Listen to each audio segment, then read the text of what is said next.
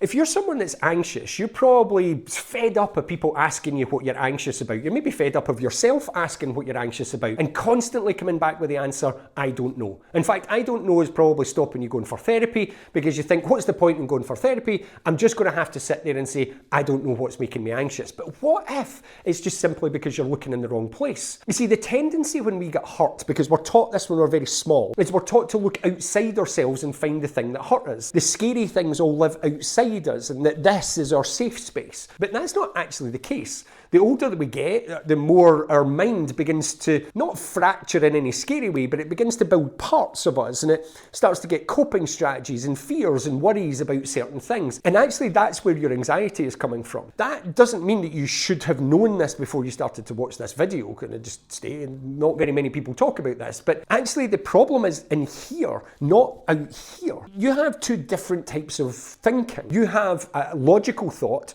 and then you have emotional thought. And these two things are very, very different. Logical thought, sometimes called conscious thought, deals with the outside world and it's logical. So for example, let's imagine I go and meet my friends and my logical thought says, these have been my friends for years and therefore they are safe. But my emotional thought says, they only hang around with me because they feel sorry for me or that actually I'm the least liked person in the group. This is the feeling that I'll feel, this more unconscious thought, the stuff that's going on inside here. So when you think that you don't know what it is that's causing your anxiety, the chances are is because you're dismissing this by using this. That's ridiculous. I know my friends love me. I know my friends care for me because they've been my friends for years. And the logic tries to get in, but the emotion is still there. In order to get you free from your anxiety, you need to deal with this.